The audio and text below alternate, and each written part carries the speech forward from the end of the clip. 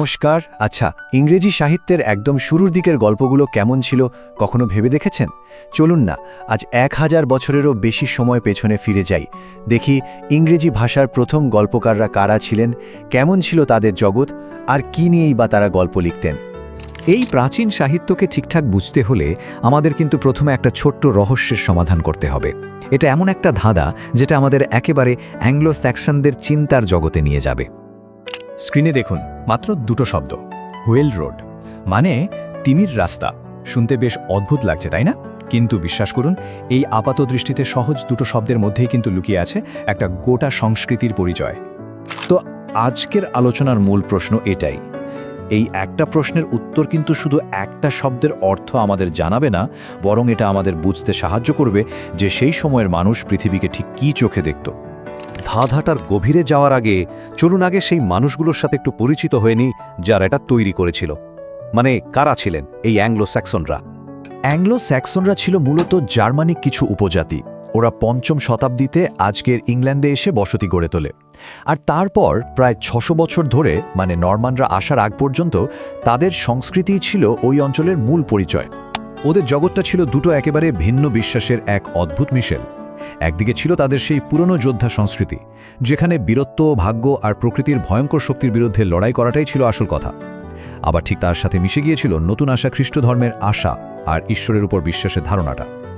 আর তাদের গল্পগুলোতে কিন্তু এই দুটো ধারারই ছাপ একেবারে স্পষ্ট। তো এই যোদ্ধা আর বিশ্বাসীরা ঠিক কী ধরনের গল্প বলতো? চলুন এবার তাদের রেখে যাওয়া সাহিত্য কর্মগুলোর দিকে একটু তাকানো যাক। এর সবচেয়ে বিখ্যাত উদাহরণ হল বিউলফ। এটা এক মহাবীরের গল্প, যে গ্র্যান্ডেলের মতো ভয়ঙ্কর সব দানবদের হারিয়ে তার সমাজকে রক্ষা করে। বীরত্ব, আনুগত্য আর ভাগ্যের বিরুদ্ধে মানুষের যে লড়াই, তার এক অমর গাথা বলা চলে একে। কিন্তু তাদের লেখালেখি যে শুধু বীরদের বড় বড় যুদ্ধ নিয়েই ছিল তা কিন্তু নয়। যেমন দ্য ওয়ান্ডারার বা দ্য সিফেয়ারের মতো কবিতায় একাকিত্ব, নির্বাসন আর প্রিয়জন হারানোর যে গভীর কষ্ট, সেটাও ফুটে উঠেছে, যা আসলে তাদের জীবনের কঠিন বাস্তবতারই একটা ছবি। শুধু কবিতাই নয়, এই সময়েই কিন্তু ইংরেজি গদ্যেরও জন্ম হয়। যেমন ধরুন দ্য অ্যাংলো স্যাক্সন ক্রনিকলের মতো ঐতিহাসিক ঘটনাপঞ্জি লেখার মাধ্যমে তারা তাদের নিজেদের ইতিহাসকেও ধরে রাখার চেষ্টা করেছিল। আর সবচেয়ে আশ্চর্যের বিষয়টা কি জানেন? ইংরেজি সাহিত্যের এই ফাউন্ডেশনাল কাজগুলো যারা তৈরি করেছেন, তাদের প্রায় কারোরই নাম আমরা জানি না। এই সময়ের লেখকদের পরিচয় প্রায় পুরোটাই অজানা, যা এই সাহিত্যকে আরও বেশি রহস্যময় করে তোলে।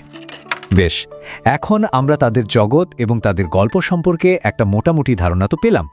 এবার সময় হয়েছে আমাদের সেই প্রথম ধাঁধাটার সমাধান করার। ওই যে হুয়েল রোড, ওটা আসলে কি? এর উত্তরটা লুকিয়ে আছে তাদের কবিতা লেখার কৌশলের মধ্যে। ওরা লাইনের শেষে ছন্দের মিলের থেকে বেশি গুরুত্ব দিত শব্দের শুরুতে ধ্বনির মিলকে। এটাকে বলা হয় অ্যালিটারেশন। ধরুন একটা লাইনে বলা হলো grim and greedy the gruesome guest. এখানে এই যে জি ধ্বনিটার বারবার ফিরে আসা, এটাই কবিতার ছন্দ তৈরি করছে। আর তাদের দ্বিতীয় এবং সবচেয়ে মজার কৌশলটা ছিল কেনিং। এটাই আমাদের ধাঁধার আসল চাবিকাঠি। কেনিং মানে হলো দুটো শব্দকে একসাথে জুড়ে দিয়ে নতুন একটা শব্দ তৈরি করা, যা ছবির মতো করে কোনো কিছুর বর্ণনা দেয়। তাহলে এবার বলুন তো, হুয়েল রোড বা তিমির রাস্তা এটা কি হতে পারে? ঠিক ধরেছেন, সমুদ্র। ভাবুন একবার, এই একটা শব্দেই কিন্তু পরিষ্কার বোঝা যাচ্ছে যে তারা সমুদ্রকে কিভাবে দেখত। শুধু এটাই না, শরীরকে ওরা বলতো লাইফ হাউস, মানে জীবনের ঘর। আর রাজাকে কি বলতো জানেন? লোফ গিভার, মানে যিনি রুটি দেন বা অন্নদাতা। প্রত্যেকটা কেনিং আসলে ওদের পৃথিবীকে দেখার এক একটা জানালার মতো। আচ্ছা, এখন আর একটা প্রশ্ন মাথায় আসে। এই গল্পগুলো তো মূলত মুখে মুখে বলা হতো, তাহলে 1000 বছর পর আমরা এগুলো কাগজে কলমে পেলাম কিভাবে? এর পেছনেও একটা লম্বা যাত্রা আছে। প্রথমে তো গল্পগুলো মুখে মুখে প্রজন্ম থেকে প্রজন্মান্তরে যেত। এরপর খ্রিস্টান সন্ন্যাসীরা মঠগুলোতে বসে এগুলোকে লাতিন হরফে লেখার কাজ শুরু করেন। আর সবশেষে রাজা আলফ্রেডের মতো শাসকরা ইংরেজি ভাষায় জ্ঞান চর্চাকে দারুণভাবে উৎসাহিত করেন। বিশেষ করে রাজা আলফ্রেড দ্য গ্রেটের অবদান ছিল অসম্ভব। তিনি নিজে অনেক গুরুত্বপূর্ণ বই ইংরেজিতে অনুবাদ করেছিলেন এবং অন্যদেরও উৎসাহ দিতেন। তার এই চেষ্টার ফলেই কিন্তু বিউলফের মতো সাহিত্যকর্মগুলো হারিয়ে না গিয়ে আমাদের হাতে এসে পৌঁছেছে। তাহলে আমরা দেখলাম অ্যাংলো স্যাক্সনদের গল্পগুলো ছিল তাদের যোদ্ধা সংস্কৃতি আর খ্রিস্টীয় বিশ্বাসের এক দারুণ মিশ্রণ, যেগুলো অ্যালিটারেশন আর কেনিংয়ের মতো কাব্যিক কৌশলে বাধা ছিল, আর সন্ন্যাসীয় রাজাদের চেষ্টায় সেই গল্পগুলো আজ আমরা পড়তে পারছি।